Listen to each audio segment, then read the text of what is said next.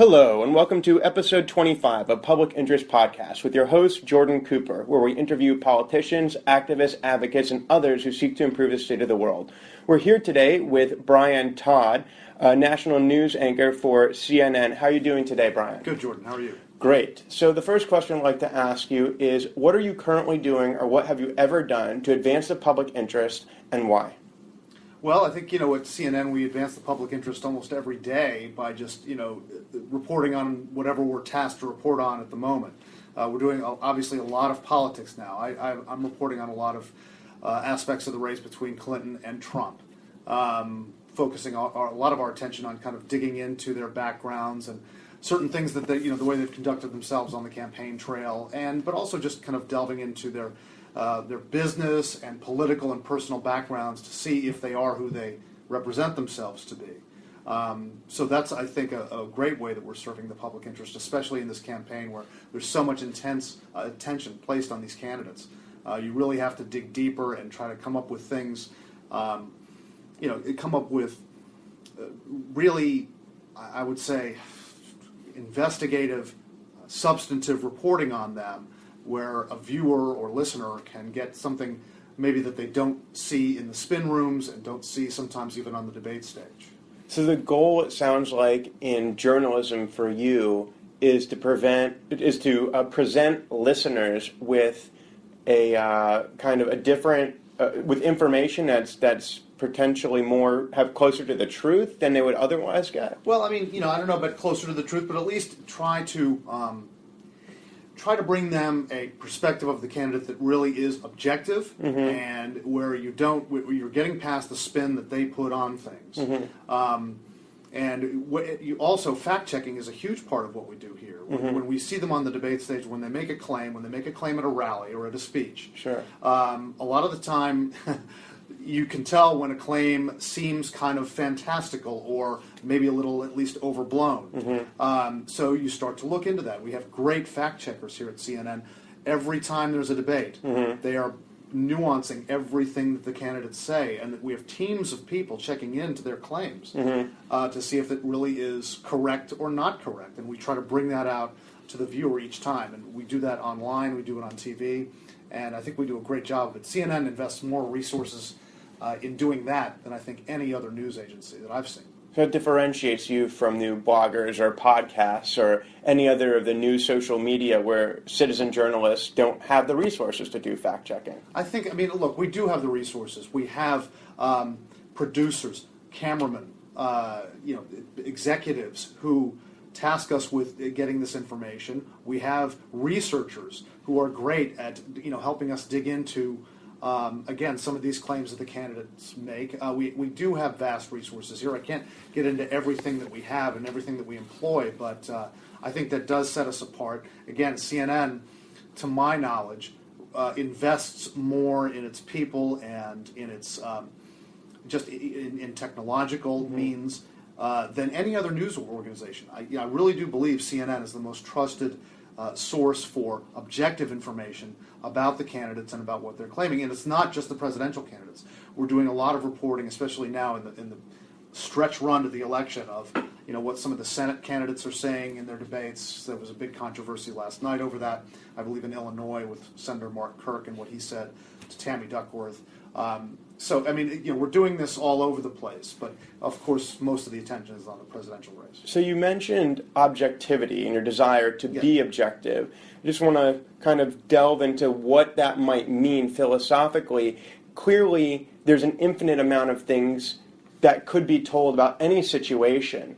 And you can't say every single aspect. You can't describe every piece of clothing and every history that led to their personality being this way and all. So inherently, you can only say certain things about any particular environment or situation. And by selecting to say those things and choosing not to say other things, there's some kind of bias, some subjectivity in only choosing to talk about certain things.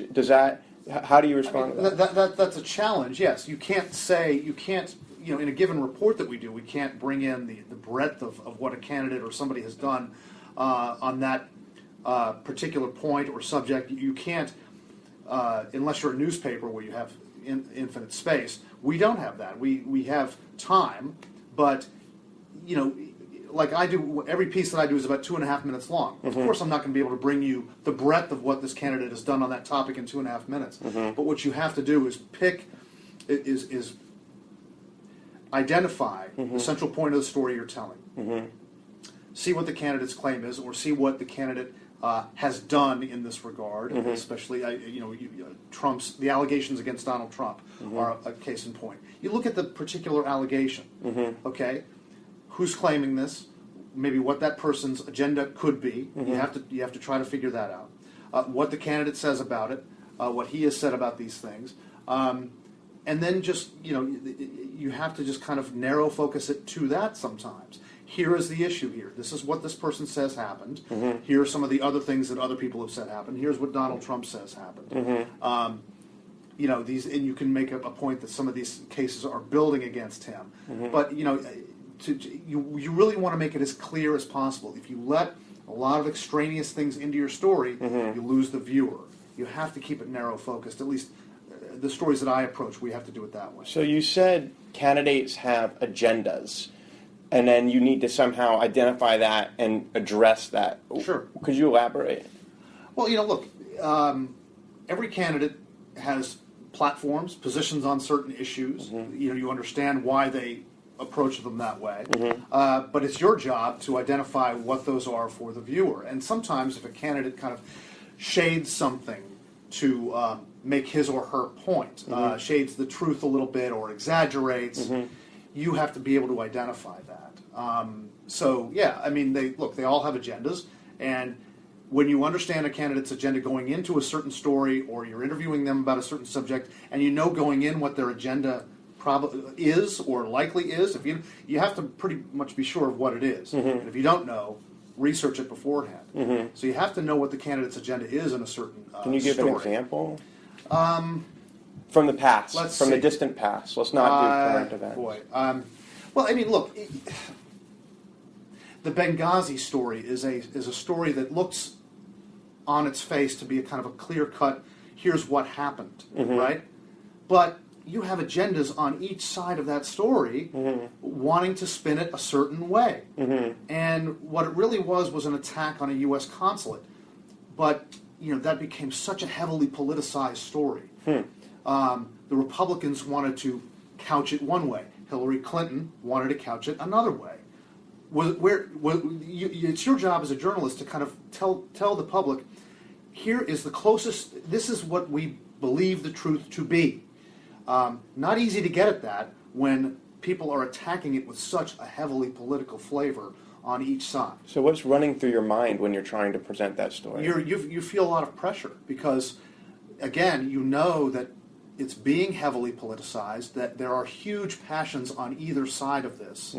And if you are perceived to be leaning one way or another, you're going to get a lot of criticism, and a lot of instant criticism with social media. So you do feel a lot of pressure. But again, I always try to just block out a lot of that, because you have to. When you're approaching a story objectively, here's the claim.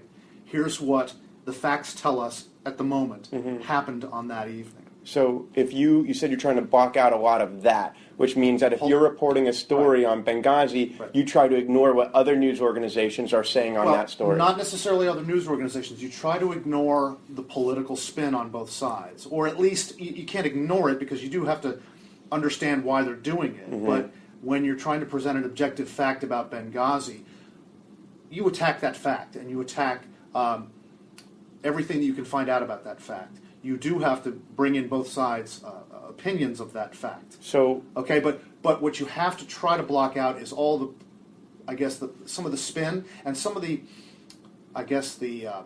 atmospherics of it. You know that people are going to be attacking each other, and you try to kind of separate that. Just let's look at what we believe happened on that night. So if we were talking about that example, and you're interviewing Hillary, then would you kind of ask some of the questions that Republicans would be asking? If you were interviewing Republicans, would you kind of ask some of the questions that allude to what she's trying to do? That can be a good tool to use, because you do have to play devil's advocate with the person. But again, even when you do that, sometimes you're perceived by the person who you're asking the question to, oh, well, why you're taking their side. Oh. Well, no, I'm not taking their side. I'm taking the side that challenges you, and when I ask them a question, I'll take the side that challenges them, just to challenge them. But then I'll also present objective questions as well.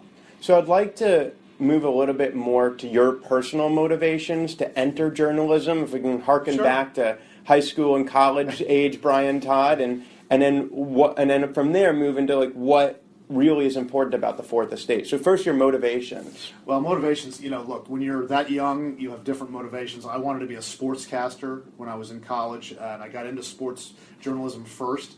And a news director at the station I worked at in a very small place said, he basically needed me to do some news stories because they didn't have enough people. And once I did that, he thought I was pretty good at it. And he said, you're going to outgrow sports, so I think you should just focus on news. So I just said, okay, well, I went off in that direction, and I just kind of gradually got hooked on it. You really, when you start off in this business sometimes and you get caught up in the stories that you do, you really can get a charge from it. And I do get a charge from it every single day, even though I've been doing it now for 30 some years, let's just say. So do you see yourself as doing a public service? I do. I think we all do here. I mean, look, again, there are accusations in a political season, in a highly charged political season. When a news organization covers it like we do, there are all sorts of accusations that fly toward that news organization of bias or whatever. It happens almost every day. But we do a public service, and I believe CNN does it better than everybody else. And I really do believe CNN is completely objective, because I hear the editorial discussions in the mornings about how we're approaching stories. I believe that we are really, maybe I'm hyping it a little bit, but I think we're a beacon of objectivity in this political better system. than newsprint, or better than not than some print outlets are terrific and really do a great job going into the depth that needs to be explored in this election. I just think CNN does a better job than anybody else of presenting both sides and equal time to both sides. Again, people can be critical of certain aspects and certain moments that we have on the air, but I think in the overall scheme of things, no one is more objective than CNN. And I think if you flip around your cable stations, I think that's pretty evident. So it's a common theme on this podcast to find individuals who both do a public service, but they're not martyrs on a cross. They're individuals who actually really enjoy what they do, and by the way, it also advances the public interest. It sounds like that applies to you, and you had an interest in journalism. You really enjoy your job. You get a rush out of it every single day. And you were actually motivated to get into it because it was something that you fell into and then happened to be good at, so you just ran with it and were successful. Does that resonate with you? I think it does resonate. And I think it resonates with everybody who does a public service. You ran for office. You're running for office again. You do it because you get a huge charge out of it, because there is a charge in knowing that what you do is seen by people, absorbed by people, that people use it to influence what they do and maybe the votes they make or the actions they take. So there is a huge charge in that, and there's a responsibility, a massive responsibility, and you can't, if you ever feel like you're not up to that, or whatever is happening in your life that you just can't really do that to that level, it's time to get out. Speak a little bit more to me about the responsibility that you feel to our national community that you fulfill through your vocation. Look, I feel a responsibility to make things as clear for people as possible, to break down, again, spin and extraneous information that may not be quite as important to a story, and give them the very basic facts of a story and maybe some of the motivations for why people behaved the way they did in that particular story. You always have to look at the human motivations for things that have happened in a given story. That's what I really like to bring out, the human story of it. What was this public official's motivation for ordering a police crackdown on protesters in a given situation. You know, what motivated that individual? Was that mayor of that town that ordered the police crackdown having problems in his or her personal life? Were they feeling political pressure? Were they under fire for previous things that had happened in the community? You know, all of that goes into a particular story. So understanding people's motivations, I think, is a very important part of it. And again, that's a public service. I think that's important. If a viewer can understand, oh, well, now I know why the mayor ordered that crackdown. She was really under fire for something that happened last year. Well, that helps. You know, it helps you understand a community instead of just passing off a judgment. Well, that community's a mess. So by finding the common humanity in your stories, you're able to create context that better allows your viewers to understand the story and then make informed decisions for themselves. That's right. Context is very important. You have to understand, again, that it goes to the subject of people's motivation for doing what they do, candidates' motivation for saying certain things on a debate stage or whatever. We all have our flaws, we all have our motivations, we all have our personal angst about certain things, and we bring that, we can't help it, we just bring it to what we do. So you have to try to understand that when you're reporting on people. So what's the role of presenting, as best you can, unbiased, objective information into our democracy? How does information play a role in ensuring that there is, I guess it's maybe answering the question to a bit, an informed electorate? Or is it entertainment? Or what's really the role of the information you present in the health of our democracy? I think the central role is information, informing them, allowing them to have the most objective facts that they have when they go into the voting booth to make their decision. So there's a direct link between the stories you tell and you think people casting ballots. I mean, I don't know about a direct link, but look, we can at least inform them the best we can of where these candidates have come from, what they may do once they're empowered. That's important too. We have to look ahead in this election to whoever gets elected. What is their relationship going to be with Russia? What is their relationship going to? How are they going to handle North Korea?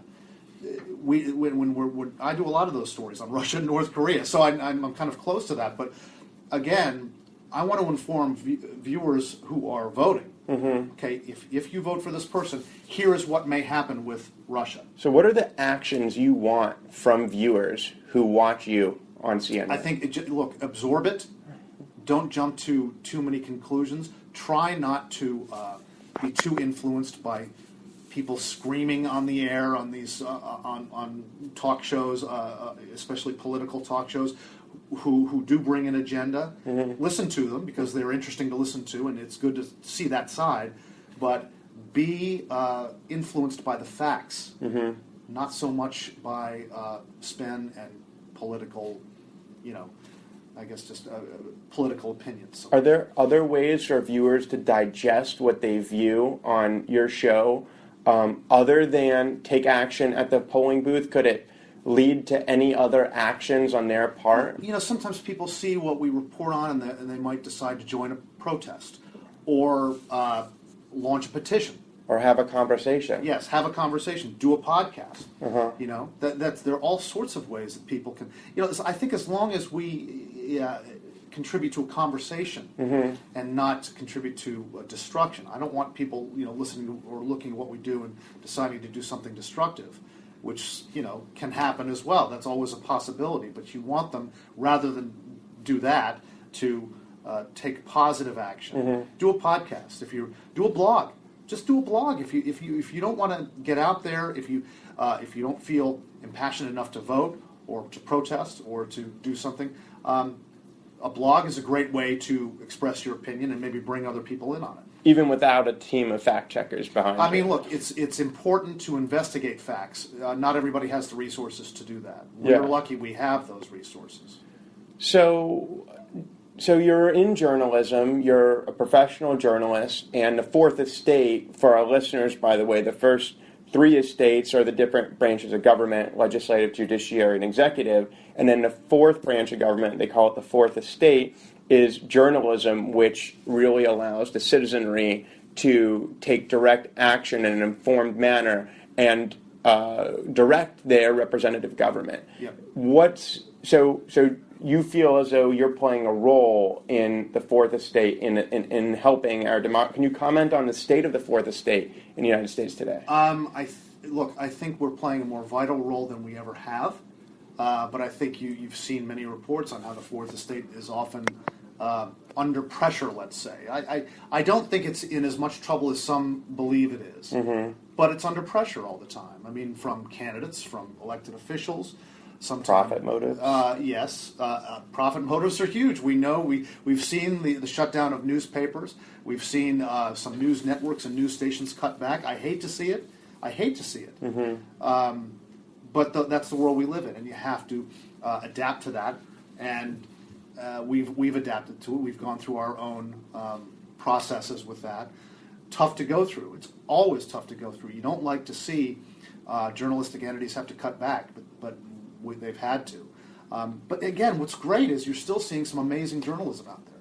I mean, every day when I get up, I'm scoping the internet, CNN.com, the newspapers, the other networks, BBC, everything, to look at what's kind of making, the way they're reporting and what's making news, and I'm amazed at the depth of great journalism that we still have out there, and I hope it continues. So we're nearing the end of the podcast, and your passion clearly comes across. I'd like just to close with hearing a few words from you about, you make a lot of sacrifices. You travel around the country. You're not with your family and your children as often as you otherwise would be in another job that was just 9 to 5. Right. What motivates you? You seem so clearly passionate to give so much of yourself for, inherently a public service, something that is selfless to benefit the millions of Americans who do watch CNN. I think, some of our bosses here have been here as long as me, like to say that we have a front row seat to history. And that's really what charges you. If you think about it that way, and I think back on all the stories I've covered, it's just, I'm the luckiest guy in the world. Who wouldn't want to have a front row seat to some of the most amazing things that have happened, and be able to tell people about them? That's what you get your charge from. I mean, I can't believe how lucky I am. So that has been episode 25 of Public Interest Podcast, where we interview politicians, activists, advocates, and others who seek to improve the state of the world. Their host, Jordan Cooper. Listening to Brian Todd speak, he really conveys his desire to present unbiased, balanced coverage of current events to Americans and others in the viewing audience who are seeking to make informed decisions and become active citizens. And every day, Brian is duly charged both by his enthusiasm for the role, his love of being in the front seat of history, and also a sense of responsibility that he has to the American people to provide them with a service so that they can make better decisions. Thank you so much for joining us again, episode 25 of Public Interest Podcast, and we will join you next time. Thank you.